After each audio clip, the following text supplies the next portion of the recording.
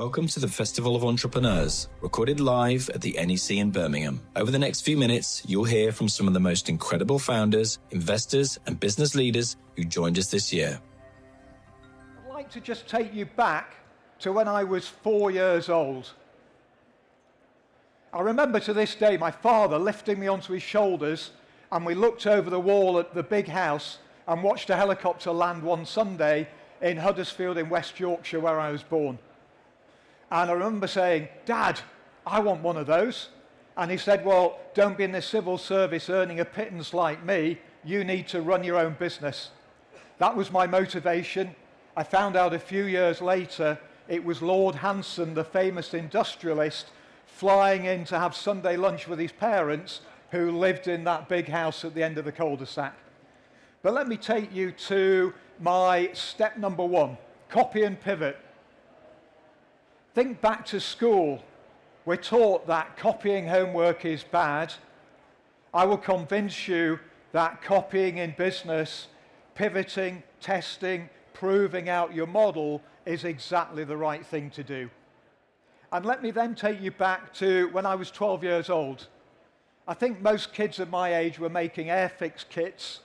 I wanted to make something that could make money. And I had a friend that tied flies for fly fishing. I learnt that, tied my own flies, and sold them to the local fishing tackle shop. Then I decided that I would go to the national fishing exhibition, 100,000 fishermen descending on my pop-up stand for 3 days. And it was at that very first one, selling those fishing flies, I heard a bit of market research. The wives, girlfriends, and sisters of all those fishermen said, "Ooh, those fishing flies would make nice earrings."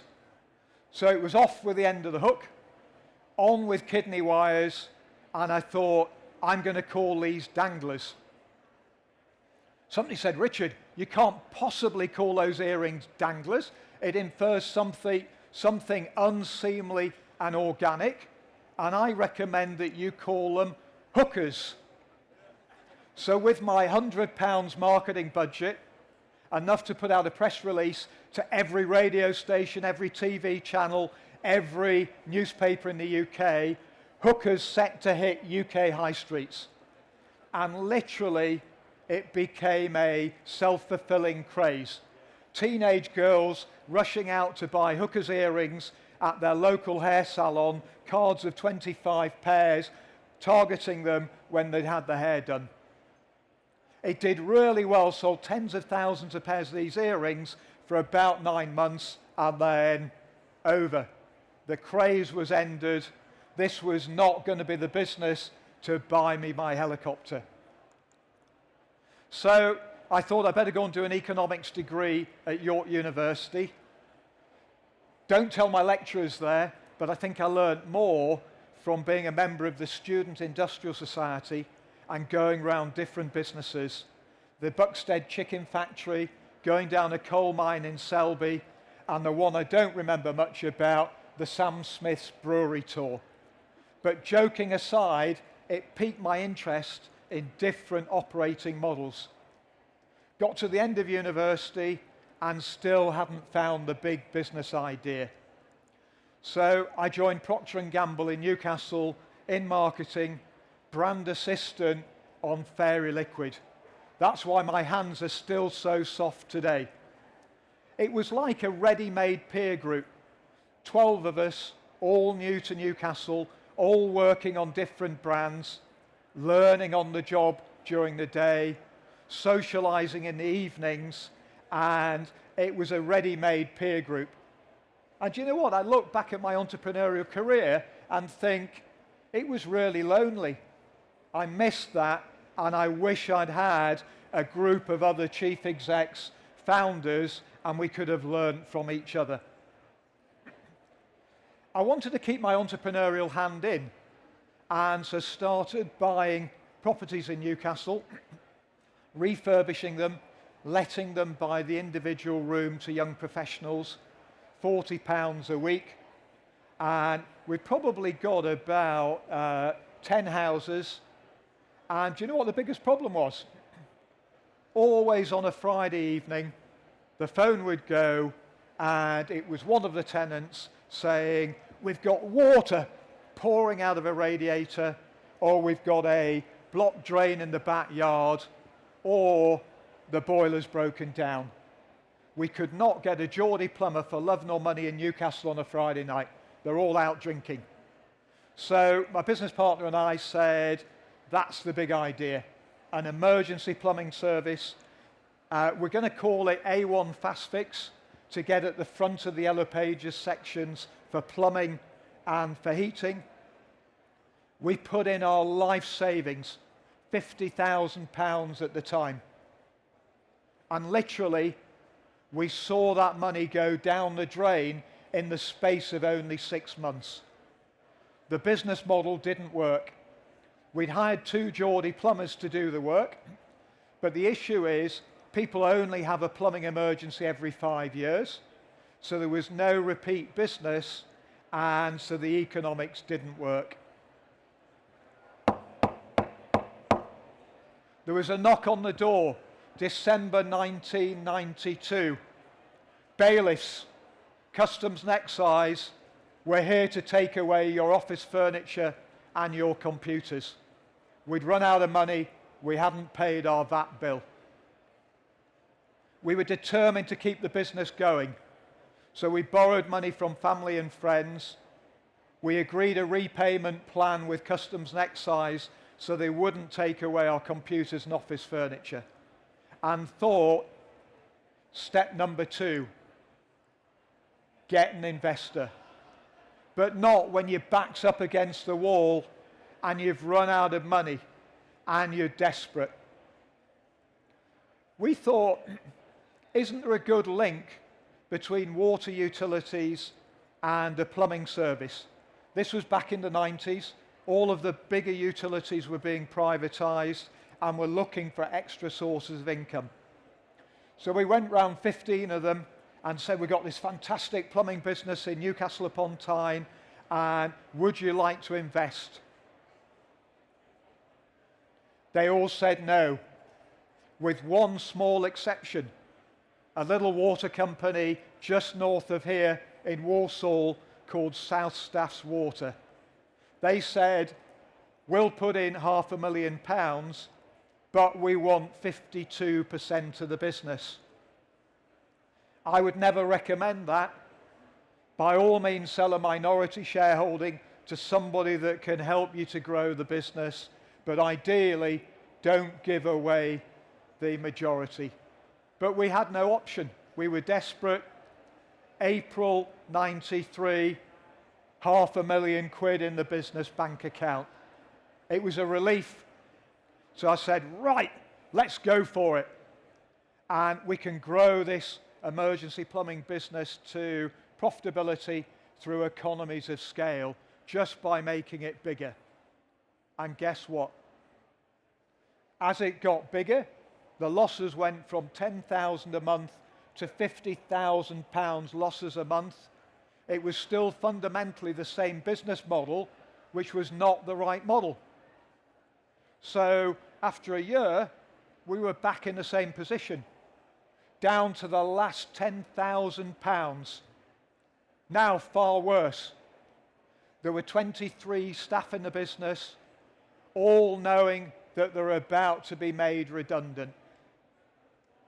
My business partner came to me and said, Richard, your dream from the age of 4 of being a successful entrepreneur are over. You better go back and work for Procter & Gamble. And you know what? When you've got a live stream, I got to find a way to make it happen. Luckily, I'm an optimist, and I believe that sometimes when your back is up against the wall, you can have a bit of luck. And I had a little bit of luck. Somebody called me and said, there's this other water company in Surrey, and they've developed like a plumbing insurance scheme. I got in my car, I drove from Walsall down to Sutton in Surrey, and I stood on the high street with my clipboard, asking people as they shopped, are you a customer of Sutton Water? If so, have you bought their plumbing insurance cover? When I got a dozen people that said they had, I got them into the local town hall and I ran a focus group, market research. What do you like about that product? What do you not like about it? How could it be improved? And we copied and developed our own, branded it as South Staff's Water, and literally, with the final £10,000 before the business was closed down, we sent out a mail shot to 1,000 customers. Plumbing insurance cover for £50 a year. 38 customers sent in the cheque for 50 quid. A 3.8% take-up from direct mail.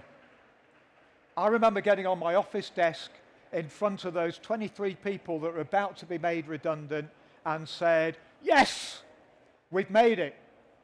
And literally, almost the rest is history. The business went from £500,000 loss in the first full year, made £750,000 profit in the second year by going back to all those other water companies and saying, you didn't invest, but now we'll sign you up on our affinity model.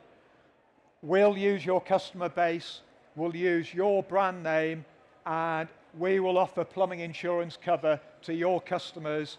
We'll fund the marketing, we'll own the customer, we'll run the service delivery. And literally, that was the winning model. But it takes me to my step number 3. Get some coachment. What's coachment?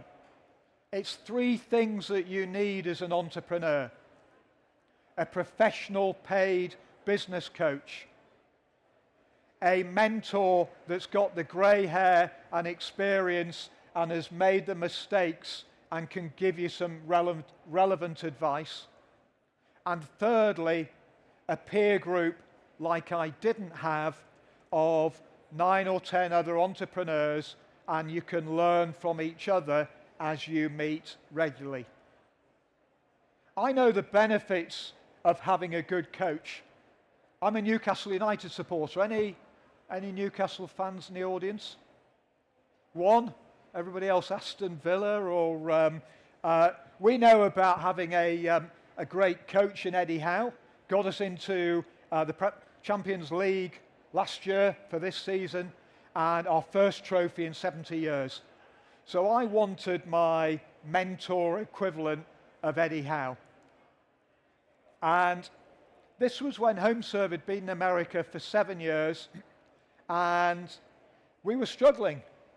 The business was going slowly, and I came across Nigel Morris, the co-founder of Capital One, a Brit that was Americanized and successful in America when many other British businesses fail, like Tesco, M&S, and many others.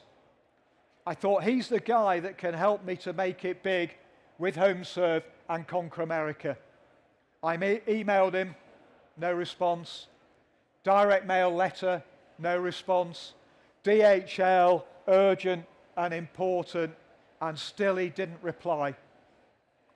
One evening, 11 o'clock UK time, 6 p.m. East Coast Washington time, I called a number. I didn't have his mobile, but I had a landline. Lo and behold, he picked up the phone himself. Said, you don't know me, Nigel. I'm a struggling British entrepreneur trying to make it big in America, and all I need is 1 hour of your time. He said, I do remember you. Apologies for not responding. Persistence pays. Next time you're in America, I'll give you 1 hour of my time. I said, it just so happens, Nigel, I'm there tomorrow. Of course I wasn't. I got on the first flight out of Heathrow, 2 p.m. the following afternoon. I was in his office in Washington, D.C., and he asked me 2 simple questions. So where are you based over here? I said, oh, we're in Miami because we set up in the office of Matt Frey, who do our claims handling and underwriting over here. shook his head violently. If you want to be a serious American business, you need to hire serious Americans, and they won't be in Miami. And he was right. All the people that we hired either wanted to go to the beach at 4 p.m. or smoke dope. That is not the way to build a serious American business. And you need to hire an American to run your US business. So we left Miami. We moved to Norwalk, Connecticut, an hour north of New York. And he'd said, be based either Boston, New York, or Washington, D.C., East Coast. And we hired this guy, Tom Rusin, in 2010, when HomeServe America was making $10 million annual profit. Last year, HomeServe America made $250 million annual profit. Tom is still there as a chief exec running the business, and it's still growing like mad. The benefit of having a coach, mentor, and peer group, and I'll come on and talk about it, go global with locals. Hire local people on the ground. Let me take you to step number 4. This feels a bit odd in a digital world where surely everything is online. Why do I say the magic omni-channel model is bricks and clicks and even paper? Let me give you an example. Anybody heard of Checker Trade? Anybody like to sing the jingle? All too shy. That A4 folded leaflet on the right there, we send out 16 million of those 6 times a year through letterboxes, a different version for every 50,000 households with tracked telephone numbers for trades. We get 15 million web visits as a result of that bit of paper through letterboxes. So a great example of paper generating clicks. If you said, how many of our 8.5 million members in HomeServe today came as a result of direct mail, I would say it's over 7 million. A really important part of the mix. Think about your own doormat at home. How much direct mail did you get 10 years ago? How much do you get today? Far less. Therefore, if you're still doing direct mail, you can have a bigger share of people's doormats. But I also believe in bricks. Warby Parker was an online specs business and opticians in America, online only.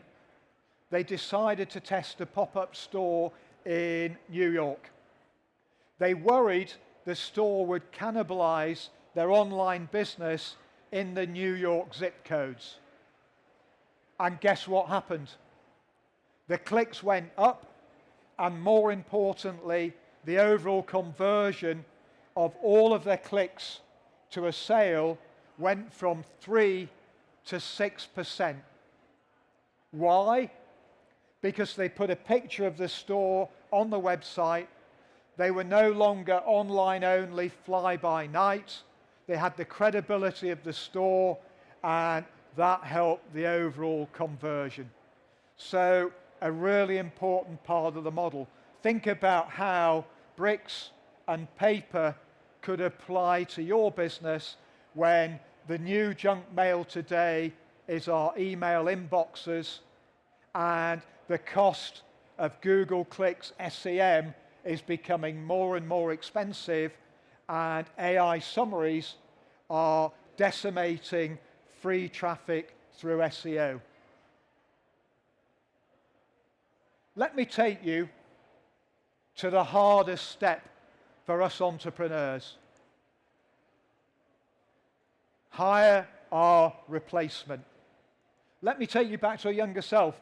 I was 8 years into HomeServe, and I hired a guy called Jonathan King as business development director. He did a great job for a year. I called him into my office and said, Jonathan, you're promoted. I'm giving you my job. I want you to be managing director of HomeServe UK when we were only a UK business. That then meant I could work on the business rather than in the business, and started thinking about, I wonder whether HomeServe would work in a foreign country, knowing he was still growing the UK, delivering great customer service. Anybody know this guy? He's from around here. Ben Francis, Jim Shark. After only 3 years, he hired Steve Hewitt as his chief exec. 5 years later, Jim Shark was worth £1 billion, and he never needed to go through step 2 of getting an investor. Why? Because Steve did such a good job, he knew how to run an apparel business, the right level of stock, making sure the suppliers funded the stock in transit, and a very tight operating model. So the key bit is step up and hire a proven chief exec at the right point to accelerate the growth of your business. I was a rubbish chief exec, but I knew the power of hiring chief execs to run each of the 10 HomeServe countries. Step number 6, I've talked a little bit about. Go global with locals. The questions I get asked are, when should I grow my business internationally? And the answer would be not too early. Make sure that you've proven your model in the UK, you're generating growth here, you've got somebody to run the UK while you go prospecting on where you think your model might work in a foreign country. People ask, how much of the model should I change? And the answer is no more than 15%. Ideally, 3 to 5%. Because if you imagine one day you'll be in 10 countries, and if the model was 20% different in each of those countries, recipe for complexity and disaster. Anybody know the Autoglass, Carglass, Belron model? 38 countries over the course of 20 years, and their model was only 3% different between each of the countries. I'm an investor in passenger clothing. Anybody heard of that brand? Copy of Patagonia. We're about 5% different, slightly different color palette and bigger sizes of clothing for bigger Americans. I'm an investor in Gosney pizza ovens. Anybody got one of those in the garden? Few of you. We don't sell any of the 12-inch pizza oven in America. It's the 14-inch oven. Again, bigger pizzas, bigger appetites. So the model is go global with locals and make sure you don't change your model too much. Let me go to step number 7. 3 to go. Evolution, not revolution. Is there a role for revolution? Absolutely. But that is at the start of your business, when you're copying, pivoting, testing, learning. Thereafter, when you've established a proven model and it's profitable, revolution is dangerous. But what is even more dangerous? If you don't do constant evolution. And here are some of the businesses that didn't evolve, and maybe you just watched the Netflix movie about BlackBerry, a great reminder of a business that was once great that was killed. So you must evolve. What about this one? Cast our minds back to 2012, when Steve Jobs unfortunately died. Apple was worth $350 billion. What were the investors saying? Or we're worried that there won't be a revolutionary new Apple product with Steve gone. And the answer is, there hasn't been. AirPods, Apple Watches, Apple Pay, Apple Music, cloud services, they are evolutions, but not revolutions.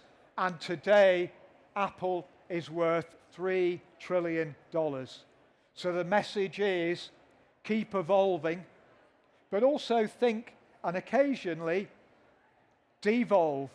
Think about, have I evolved the model so much that it's now a bit too complicated and I need to focus it back before I take that step and internationalize the business?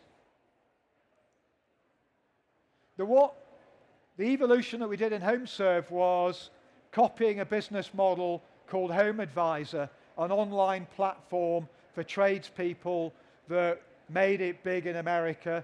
I thought, I wonder if there's anything like that in the UK. And I'm a big believer in market research. Commissioned a SurveyMonkey online. If you buy stuff online and you needed a kitchen fitter, where would you go? I thought it would come back saying, well, we'd go to Google, and it didn't. It came back saying, I go to Checkatrade. I'd heard the jingle, I didn't know how the business model worked, and found out that this guy, Kevin Byrne, was the founder and still the chief exec, right on the south coast of England.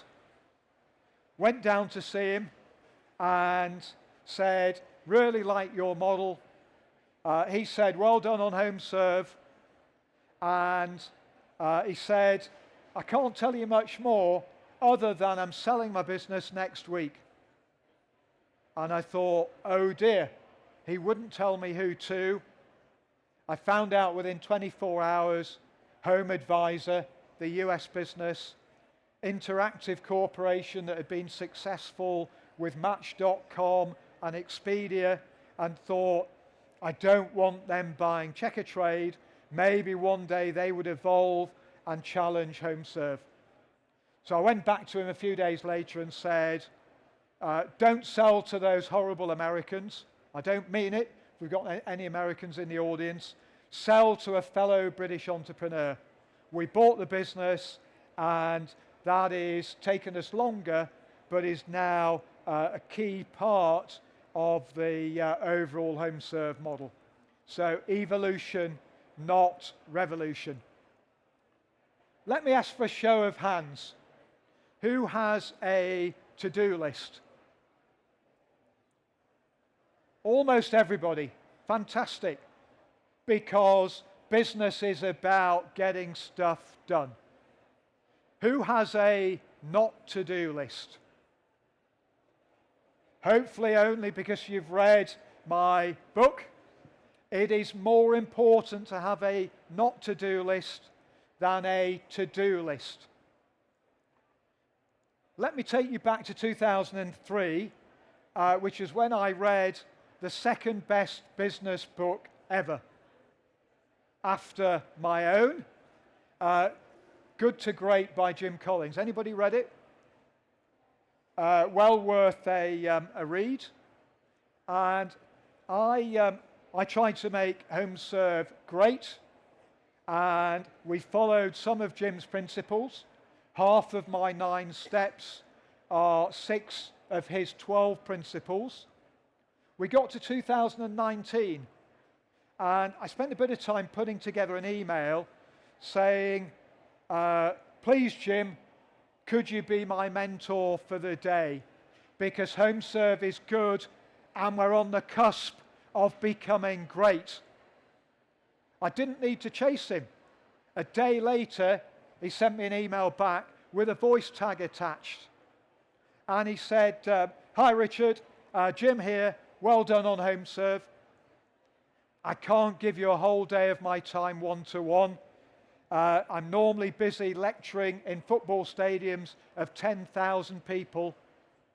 But once a year, I run a chief execs program with only 20 chief execs from around the world in my research laboratory in Boulder, Colorado. And I'd like to offer you a place. What do you think I said? I didn't say yes. I didn't say no. I sent him a voice tag back saying, "Hi Jim, thanks so much for your offer. Can I be really cheeky and ask for 2 places? Because you remember that guy Tom Rusin from America? He's running the biggest part of HomeServe, and I don't want him to hear your principles secondhand. I want him to be there with me, hearing your secrets." Little did we know, as we turned up to Colorado in February 2020 for the best 2 days of business training of my life, that only 3 weeks later, the whole of the world would be locked down under COVID. And I sat next to Jack. Jack was 76 years old, a multi-billionaire Australian, and he was still there learning. Jim was over there talking, where Mel is there from Business Leader, and he whispered across, and he said, "Do you know what, Richard? What Jim is telling us is we're foxes. We are always looking for the next opportunity. And he's telling us we need to be hedgehogs, where if somebody comes along with a harebrained idea, we put up our prickles, we ignore them, and we keep going in a methodical direction." So really important that you have a hedgehog in your business. Maybe you want to go away from this morning and with your team, think about developing your hedgehog strategy. Ask your team 3 questions. What are we deeply passionate about? How can we be the best at what we do in the area in which we operate? And how are we going to make money? What drives our economic engine? Then I want you to answer those 3 questions with your team in a sentence of no more than 20 words. We did that at Business Leader about 8 months ago, and we said, a Business Leader, we inspire our founder and CEO members to fast forward their growth through facilitated learning and unique content. And every one of the 35 people in Business Leader, I'm not going to test you, Angela, she's here in the audience as well. Everybody knows that sentence, and we say we're only going to work on the stuff that fulfills that hedgehog strategy for Business Leader. Anything else goes on the not to do list. I don't know many hedgehogs, but I do know one. Simon Aurora, he's one of our 12 ambassadors in Business Leader that help our members to grow. Most of them have already built businesses worth many billions. It's not just me. And I asked Simon, what's the recipe for taking B&M stores from a £500,000 acquisition to £5 billion in 19 years? He said, Richard, we've got a very simple business model. We sell well-known brands like Fairy Liquid and Cadbury's Chocolate to people on a low income. When they come in store, they buy an impulse purchase like a gardening product or a home or pet product, and that's where we make our money. That's our model, and all we want to do is open more stores. We keep hiring loads of people, and they try and complicate the model. So really, he was almost the business prevention officer, made sure that they kept to their simple business model. Finally, this was the step I missed, the characteristics of us as entrepreneurs. I call it hone your character, and that's because I fundamentally think you can't change somebody's character. We're taught in performance reviews, oh, we're bad at loads of things, and we focus on those, and it's wrong. Please focus on your strengths and hire people to do the things that you're not good at. Hopefully, you've got the sort of level 5 leadership characteristics that will make your business successful, like resilience, persistence, curiosity, courage, low ego. Finally, my objective now, having sold HomeServe, is to say we need more large companies in the UK. We only have 7,500 that employ more than 250 people. We need to focus on scale-ups, mid-sized businesses that have an aspiration to grow. If you're turning over £3 million, employing more than 15 people, and you have that ambition to grow, then find out more about the Business Leader Growth Program.